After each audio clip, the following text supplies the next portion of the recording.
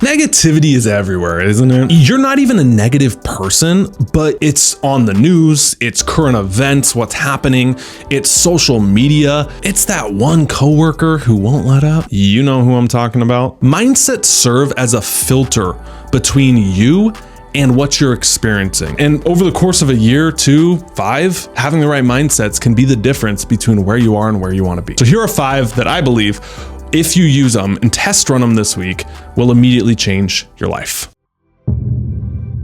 All of us have this fantasy in our mind, subconsciously often, that if we can just do enough blank, we can avoid blank. If I just improve enough, then I never have to experience insecurity, fear, doubt, rejection. If I can just make enough money, I never have to experience financial stress, worrying about money, thinking about money. It's even baked into our conventional path that society has us follow. Get educated for 20 years, work really hard for 40, and then the last 20 years, everything's magical, right? You're exonerated from having struggles or problems in life. Retirement. Sit on the beach, order pina coladas. We are retired, baby. We can just golf all day long. The harsh truth is there is a law of entropy. You ever heard this term? This is that things will decay into chaos and disorder unless effort is put in to reverse it. Great example. You drive down I-5 and you look and you see a car that is rusting into the ground.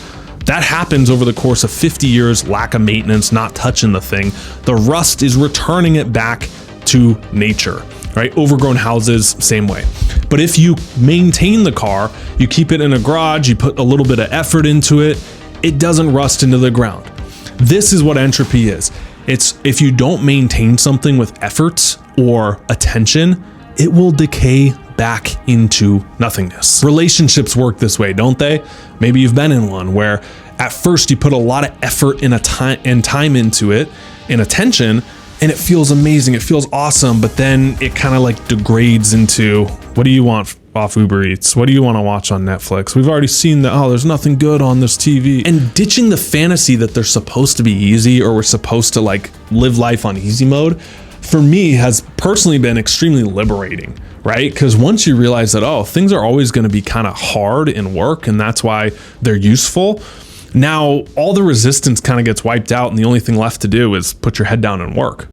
Mindset number 2. We trick ourselves into thinking that if we plan and research and prepare more, that our results will be better.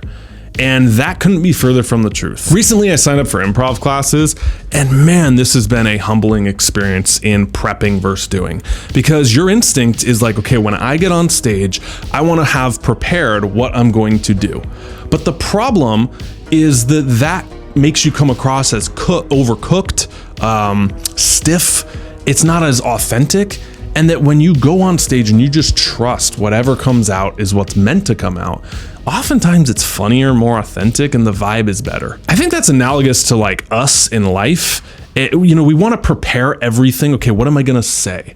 What will they think of me if I do this? And it makes us come across as very calculated. And more practically, it just like traps you in your head and you're overthinking. I guess the lesson here for you is for every 1 hour of implementation, that will beat 10 hours of preparing, researching, and planning. How can you get more into action mode instead of research and learning mode? Because you can't learn to surf from a textbook. You can't learn how to make YouTube videos from just watching videos. You have to do it. You can't learn how to talk to women from just hearing about other people's experiences doing it. You have to do it. You can't get a great physique from learning and perfecting what to do in the gym. You have to lift the weights. Whenever you're stuck, whenever you're confused, whenever you're lost, make it simple. Action, action, action. Mindset number 3. All right, we're going deep for this one. This is on radical acceptance. Accepting every part of you and everything that has happened to you. And I guess the bigger lesson here, the kind of one line I would summarize this with, is it's impossible to shame yourself into self-love.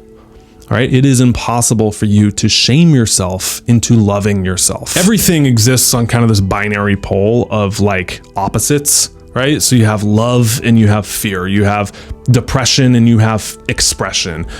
Simple terms, you could have happy and you could have sad, hot and cold, up and down.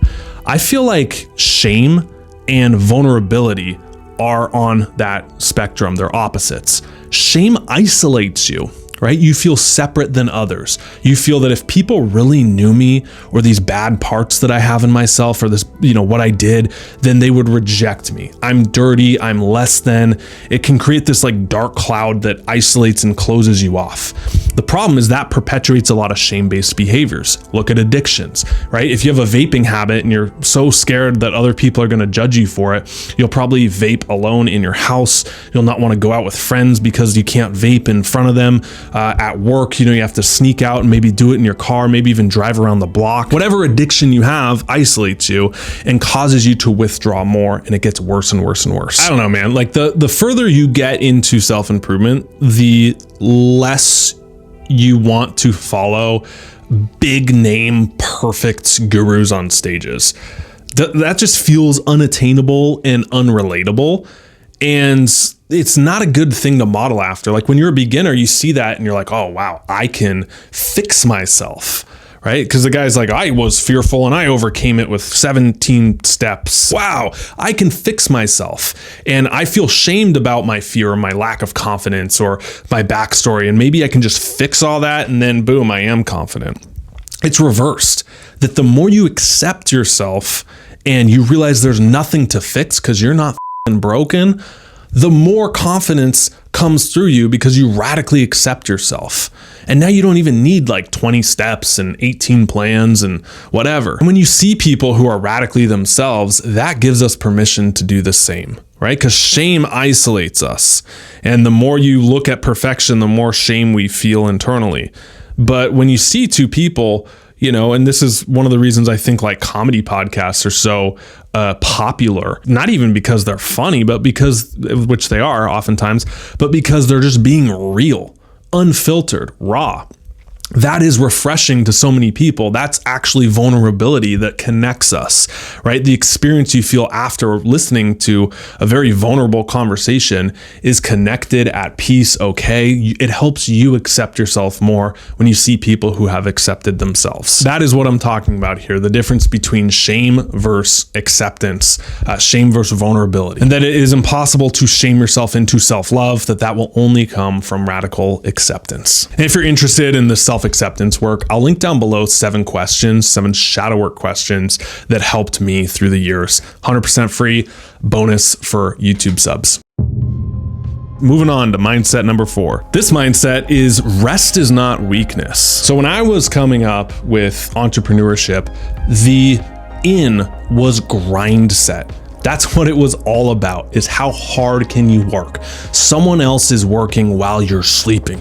And if you're not 16 hours a day falling asleep at your laptop, you're blowing it, dude. Alpha male memes on Instagram with like Wolf of Wall Street backgrounds. That was the state of entrepreneurship, was how bad do you want it? And maybe this is like an age thing, right? Now that I'm in my 30s and not 20s, I've realized the importance of deep rest. It'd be like if you had a battery on your phone or any device and you just drain the thing and then you're complaining like, why won't this thing turn on? Nothing's broken with it. It just needs to charge. I mean, just take the word grind. What is that? It's like a salt shaker where you grind yourself down to the smallest piece. That's what you're doing with yourself if you believe in the grind set and work without rest. Yeah, so I guess this point is that rest is as important as your output. And I think that when you prioritize rest, your outputs will be better. Mindset number 5. I heard this 10 years ago, that life is 10% what happens to you and 90% how you respond. Those who have the mindset of where things are never their fault, it's other people's problems, they blame everything on a government or a system or other people, that is a victim mindset, that I can't do anything about this, it's someone else's fault, who's to blame? I was rereading this book, The Courage to be Disliked, and it has an extreme approach of this. It says that trauma doesn't exist. And I know that one's a hard one to hear. I don't even know if I go that extreme.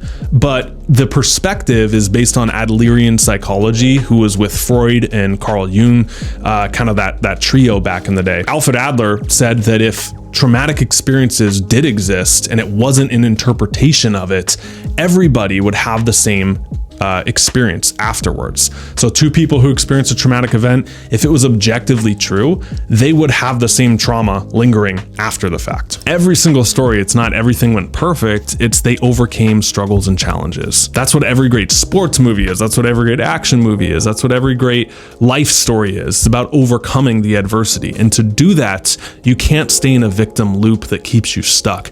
You have to take 100% ownership. Whether you like it or not, doesn't matter.